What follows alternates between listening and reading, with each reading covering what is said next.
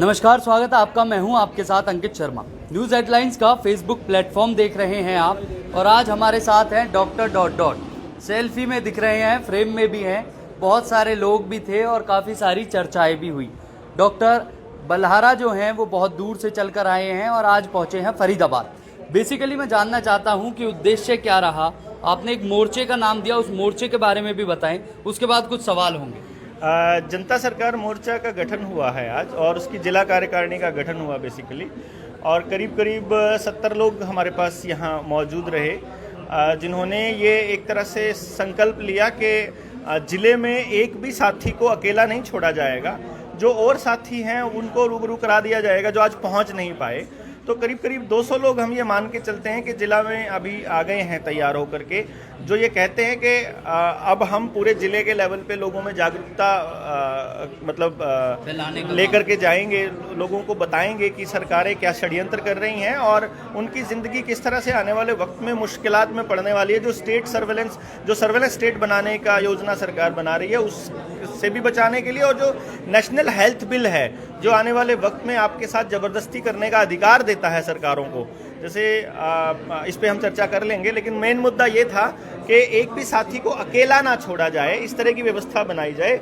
और साहब, आप मुझे काफ़ी ज़्यादातर आप वीडियो के माध्यम से, इनफैक्ट मास्क का क्या कारण रहा? नहीं, अगर मैं पूरी डिटेल में तो बताऊंगा तो आपकी वीडियो शॉर्ट में मैं उसकी वीडियो उड़ जाएगी।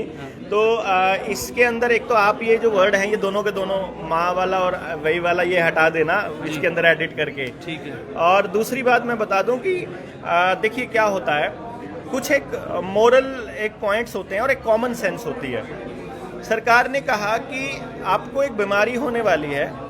पहले वो ऐसा इतिहास में पहली बार हुआ मानव के इतिहास में कि पहले टेलीविज़न पर आती है कोई बीमारी, और फिर वो शहरों में आती है, फिर वो गाँव में आती है, पहले वो बुजुर्गों में आती है, फिर वो जवानों में आती है, फिर वो बच्चों में आती है। जैसे पहले टीवी में आएगी, उसके बाद आएगी, फिर टाइम पहले बता देगा कि इस टाइम आएगी। बिल गेट्स सबसे पहले बताएगा, फिर प्रधानमंत्री बताएगा, और फिर वो जो डॉक्टर है वो बताएगा। फिर वो कहेंगे कि अच्छा ठीक है, मैं बीमार हूँ तो मुझे पता होगा ना। वो कहेगा नहीं, तेरे को बीमारी है, तेरे को पता नहीं चलेगा। अच्छा, फिर कैसे पता चलेगा? कि वो एक टेस्ट कराना पड़ेगा। अच्छा, वो टेस्ट में हमेशा सही रिपोर्ट आती है क्या? कहते नहीं, गलत रिपोर्ट भी आ सकती है। अच्छा, फिर अगर आ जाए तो फॉल्स पॉजिटिव खूब होते हैं, तो फिर इसका मतलब मेरे को नहीं है। कहते नहीं, हो सकती है। अच्छा, फिर कैसे पता चलेगा? कि टेस्ट ही बताएगा। लेकिन मेरे को सिम्टम तो नहीं है। नहीं, असिम्टोमेटिक है। फिर मेरे को जब कोई दिक्कत ही नहीं तो मेरे को रहने दो। नहीं, तू औरों को फैला सकता है। अच्छा, औरों को फैला सकता है तो तुम्हें मुंह पे कोई कपड़ा बांधना पड़ेगा। अच्छा, ये बांधने से रुक जाएगा? कहते नहीं, रुकेगा नहीं। तो फिर जब इसका फायदा क्या? तो बस उतनी बुरी तरह से नहीं फैलेगा। अच्छा, तो फिर इसके क्या इलाज है? कि तुम्हें कुछ लगवाना पड़ेगा। तुम्हें लगवा लिया, फिर ठीक रहूंगा मैं, फिर तो नहीं फैला सकता। नहीं, फिर तो नहीं मेरे को होएगा पॉजिटिव। कहता नहीं, हो सकता है। फिर होने वाले में और ना होने वाले में कहता इतनी बुरी तरह से नहीं होएगा। अच्छा ठीक है, फिर तो मैं फैला नहीं पाऊंगा। कहता नहीं, फैला भी सकता है, लगवाने के बाद भी फैला सकता है। तो फिर क्या फर्क हो गया लगाने वाले में ना लगवाने वाले में? कि नहीं, जो लगवाया हुआ ना वो इतना नहीं फैला पाएगा। अच्छा चलो ठीक है। अच्छा, उस बीमारी से आदमी के साथ दिक्कत हो सकती है, उसकी जान जा सकती है। तो जिसने लगवा लिया है उसकी भी जा सकती है। कहता हाँ, उसकी भी जा सकती है। कि भाई जब बिना लगवाए की भी जा सकती है और जाए की भी, लगवाए की भी जा सकती है, तो क्या फर्क है? कहता लगवाए हुआ है कि ना बुरी तरह से नहीं जाएगी।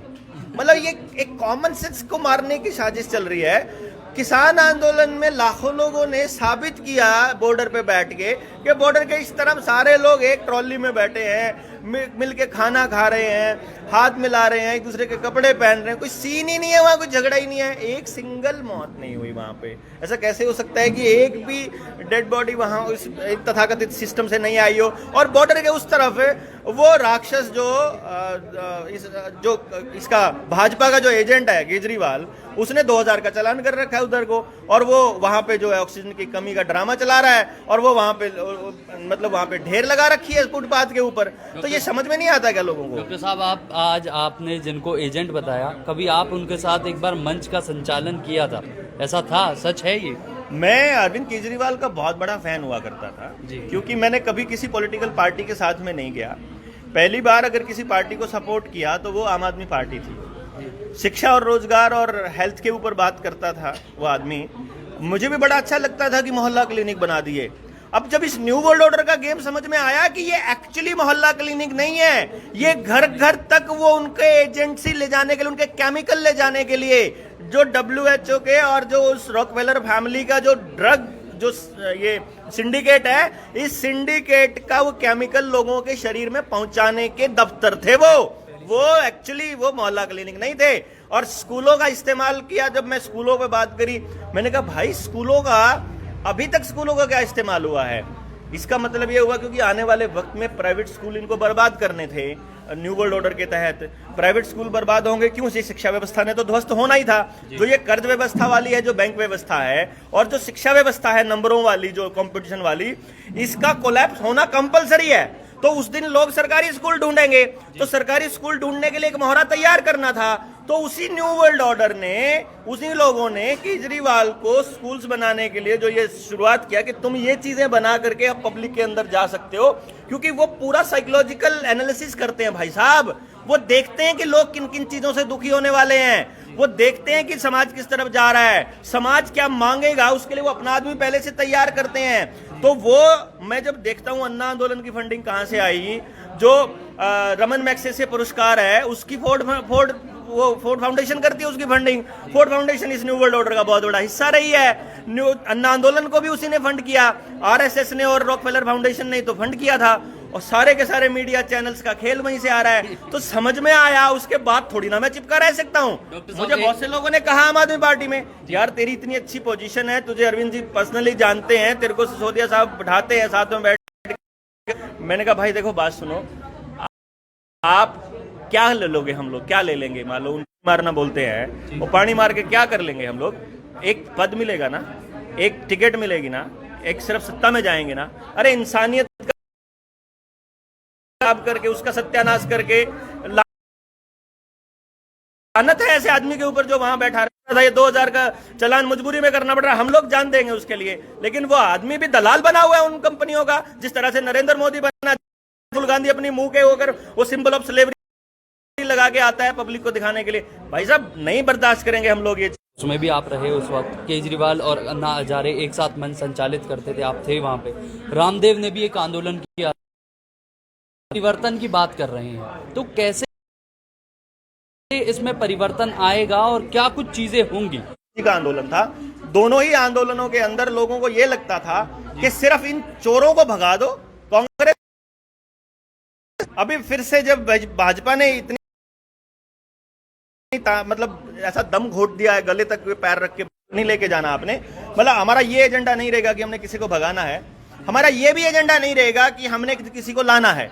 अब हमारा एजेंडा क्या रहेगा? जो जनता सरकार मोर्चा का क्या मकसद है कि जनता सरकार मोर्चा, जिसको तुम लोग नेता कहते हो, जिसको हम लोग सांसद कहते हैं, प्रतिनिधि कहते हैं, वो असल में हमारा नौकर है। आपको ये पता होना चाहिए कि अपनी नौकर, जब आप अपने किसी संस्था के अंदर नौकर लगाने के लिए आप चाहिए क्वालिफिकेशन क्या होनी चाहिए, इसी तरह से आपको अपना वो नौकर जो संसद में भेजना है, विधानसभा भेजना है, उसकी भी क्वालिफिकेशन हम यहाँ से बताएंगे। हमारी प्रॉब्लम्स का सलूशन जिसके पास नहीं होगा उसे हम नहीं भेजेंगे, जिसके ऊपर इस तरह के आरोप होंगे वो नहीं भेजेंगे।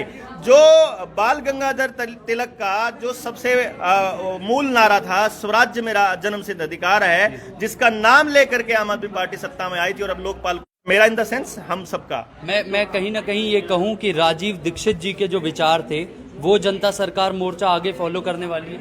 एग्जैक्टली देखिए, राजीव जी से बेहतर विचार आज के टाइम पे व्यवस्था परिवर्तन के लिए नहीं मिलेगा। उस विचार में हमने थोड़ा दो चीजें और ऐड करी है कि वहां पर व्यवस्था परिवर्तन में भी अगर लोग वहां जाकर के उन्हीं के उस पे कठपुतली बन के रह जाएंगे तो फिर कहां जाएंगे, फिर आम आदमी कहां जाएगा?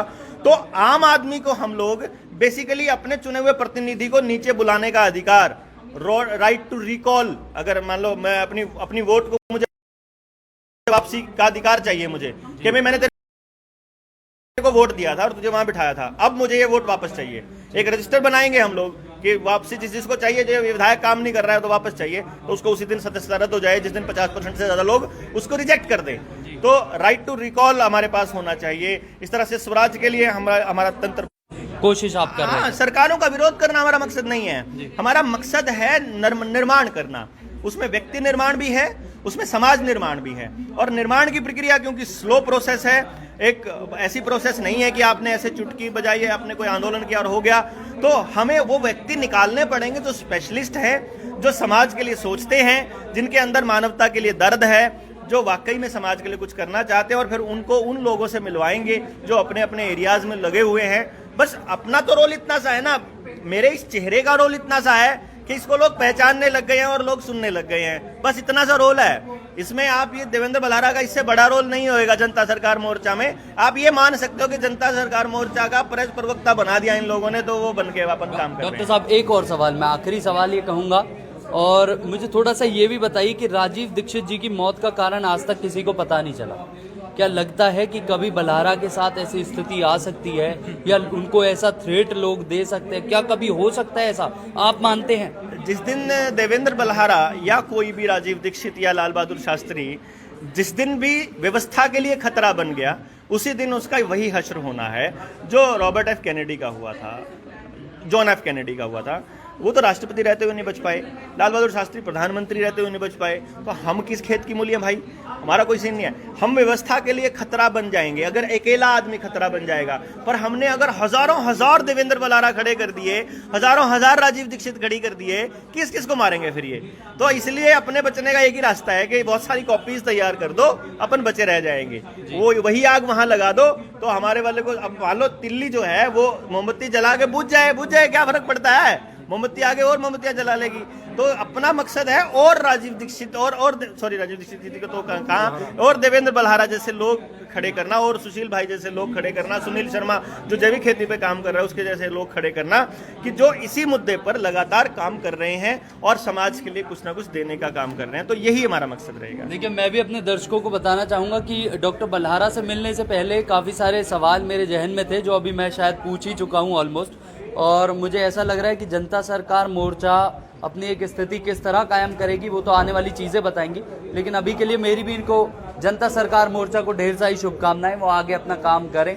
जैविक खेती और जो भी एक निजीकरण से लेकर जितने भी कुछ चीज़ें थी उनके खिलाफ जैसे राजीव दीक्षित जी खड़े होते थे,